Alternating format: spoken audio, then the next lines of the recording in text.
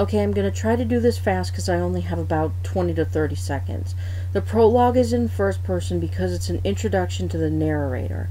The subsequent chapters all the way up to the end of the 5th book is in third person. You don't really hear the word I in relationship to the narrator during that time. You'll see why it's a device, it's not a mistake. Please enjoy. I've told this story many times, and will tell it many times again, yet I never tire of its telling. I glance around at the great crowd of children sitting around me, waiting with great eagerness to hear a story they will wish to hear many times more. And you, who've likely never heard this story before, yes, I can see you too. I've seen and recorded all from the moment of my creation, and so it's only natural I should know the story in its entirety. It has become ceremonial to sit in this spot which birthed our world and our freedom, to recount this story to the masses on exactly this day. I listen to them, each crying, Raziel, Raziel, tell us the story. I see new faces and old, and with a smile I nod to them. Of course I will tell you, as I have in times past, as I will in times to come. Gather round, all ye children, you who have heard and you who have not. This story is long, and my role is a bare note in its symphony. It is not my story, but the story of our mother and father. Because of this, you will hear nothing of me until the end. It all began with blood. The scent of blood has a nasty tang that strikes the back of the throat. Coppery and foul, a scent that clings to the inside of the nose, unmistakable in its presence. The boy that stood before 3 dead children held his fist clenched at his sides, trembling and staring up at a man who held the instrument of death clutched in his knobby fist. Behind the crazed man's eyes, swimming the gray pools, lurked a monster, red and twisted like the blood that crawled in an ever-expanding crimson pool at his feet. The child took a step back as its border neared his shoes, and the man in front of him gave a sharp scream filled with anger and confusion. The monster seeped through, smiling at the helplessness of his target. That's where it all went black, with the sound of a metallic clink and a sharp bang that pervaded the senses. 10 years hadn't done much to dull that memory. Even now, standing beside the man who'd only hours picked him up from an orphanage, the memory tumbled around in his head as a reminder of the horrible truth of his existence. He rubbed his face, the gentleman's voice finally piercing the thick veil of silence that had enveloped him. "This is the bedroom you'll be staying in." "Thank you," the teen droned, as he looked around the hall and brushed back strands of brilliant blonde hair. It reached past his shoulders and draped down his back, and, just for a moment, the gentleman considered suggesting a haircut. As if sensing his intention, the boy's pale orange eyes flickered up at him, and he smiled faintly. "It's nice. I'm sure I'll enjoy living here." "We eat breakfast at 6 on school days, but with this being summer break and all, we typically eat at 8. That is, when we get a chance to eat together." The man laughed. It was a strong, warm laugh. "Well, I'm sure you'd rather walk around without me to talk your ear off. We always eat dinner together at 7 o'clock. That's when Stacy, my wife I mean, gets home from work." "What about you? What do you do?" "Oh, me? Well, I write columns for a local paper. I'm only doing it till I get a chance to find more work. I used to be a book writer, but—" His face fell a bit, and a sad smile replaced his jovial one. "Well, I lost my spark." He briefly considered pressing the topic, but lost interest. Instead, he nodded and said, "I'll be on time, thank you." The man left him to explore, heading downstairs. As soon as he was out of view, a new head poked its way from a bedroom down the hall, a hand following and waving for the new boy's attention. The girl had curly red hair and sea-green eyes, reminding him of a porcelain doll one of the children from his orphanage had always carried around. She couldn't have been more than 9 by the looks of her. "Psst! Hey!" she called. Somewhat hesitantly, he waved. "What's your name?" she asked. "I'm Maxine."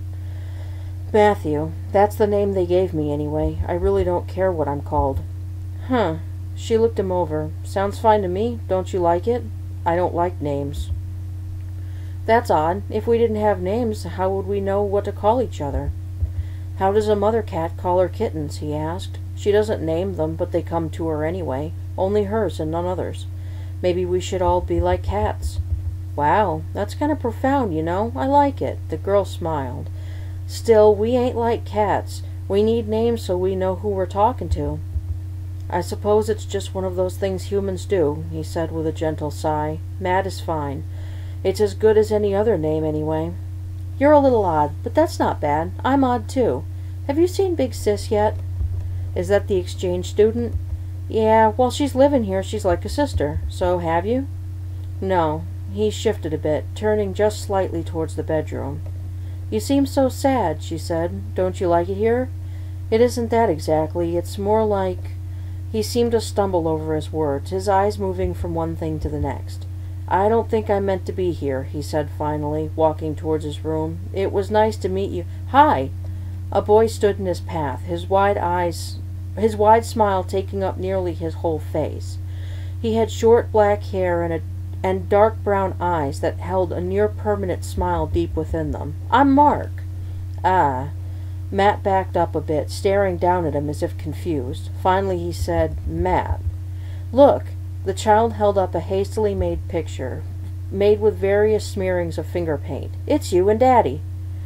Matt felt his mouth gently turn, his stoic and melancholy expression cracking to hatch a gentle smile.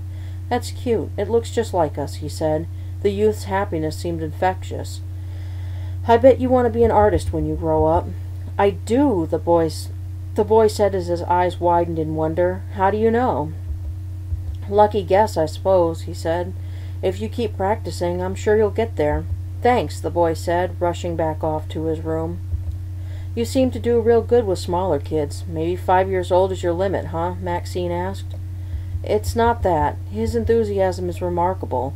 With all the bad in the world, some can still feel such pure happiness. I guess I just envy his innocence. I wish everyone could be that way. He headed into his room, closing the door. Taking a seat near the window with a heavy sigh, he peered through half-lidded eyes to see Mr. and Mrs. Thurber out on the front lawn. Must be nice. He rested his head on his arms and closed his eyes. They seemed so close. You could have that, you know, that closeness. A voice he'd heard so often spoke into his mind, gentle and feminine and so achingly familiar. He squeezed his eyes shut. I don't want to hear it. Not everyone is as bad as you think. There are good people, people who love and want to be loved. If you could just open your eyes, you would see that. The news says otherwise. He shifted and stood, moving onto his bed and grabbing the remote. Thousands upon thousands, millions upon millions of tragedies every day, all caused by people who are unhappy and need to make each other unhappy, too. I hate it. They bullied me in that group home, and the adults didn't care. They only cared when we made noise, but they never stopped it when they didn't see it. They just wanted us all to shut up so they could do what they wanted. So blind. And what do you think should happen? Nothing really needs to happen. Everyone's just going to kill each other anyway, and if they don't, the world will kill them. I'm just hoping that I'm not around when it all goes down. People who hate the fighting are called wimps and are pushed aside. It's annoying. I'd rather be with the wimps than the aggressors. He flipped through channels, settling on a documentary. Adults are so stupid. You'll be one day, you realize. Not if I can help it. His eyes drifted back to the clock. Time moves so slowly.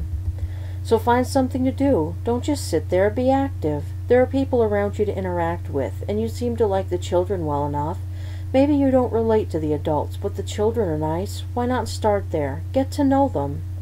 I suppose so. He chewed his lip, changing the channel again.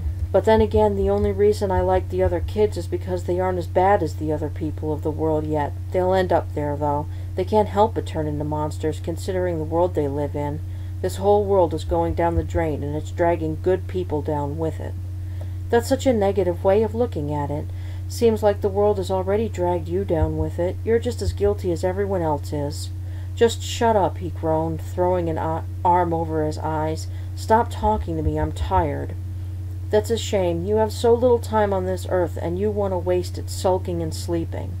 Shut up! He rolled over onto his stomach, burying his face in his pillow. Just get out of my head already, would you? If you insist, but I'll always be here. If you really want to talk, then talk to me. I'll listen. The voice fell silent, and he lifted his head, looking around. The room was nice, though he hadn't noticed it upon entering. The walls were bare, and he didn't mind that much. He wasn't interested in dressing them up. He really didn't even seem interested in the computer sitting in the corner. He looked it all over with a bland expression, as if examining the contents of a box he wasn't interested in owning. I don't feel like I belong here. He reached out to the wall behind him, gently running his fingers along the white paint. So then, where do I belong? Where the hell am I supposed to be? A knock at the door made him jump. Can I come in? Mark's voice. Sure, he replied, confused. Did he hear me talking? The young boy came in with a shoebox, barely able to handle the large package on his own. He stumbled in with it and pushed it onto the bed, then climbed up and sat down. Whew, that's heavy. Matt smiled a bit. What is it? All my pictures. The child pulled open the box. It was filled to the top with drawings. You said you liked the other one, so I figured I'd show you the others. See, this one's our uncle and daddy fishing, and this one's our mommy cooking, and this one's our mommy and daddy at the store. You draw a lot, don't you? He flipped through each of the pictures, smiling softly. He could tell the boy loved his family a great deal. They were the center of all of his artwork. Not a single picture without at least one of the household members in it.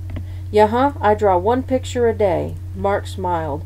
His young face lit up with untainted joy and pride. When I grow up, I'm going to be just like the really great artist, like the guy who drew in the 16th chapel. 16? You mean the Sistine Chapel? That's what I said.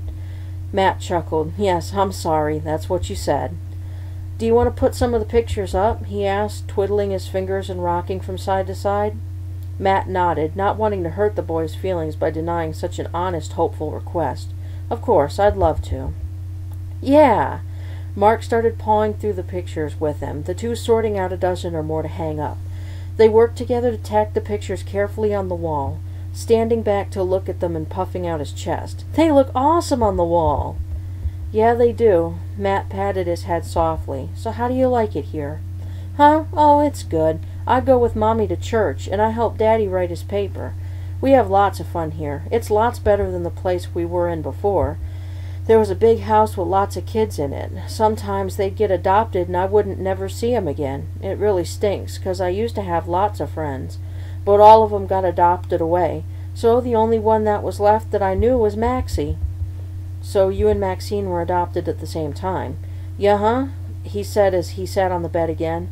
Mommy said that they were looking for a child to adopt, and then they saw how much me and Maxie liked to be together, so Daddy and her brought us both home. He swung his legs over the edge of the bed, looking around. I was thinking that we were going to a house with the other kids.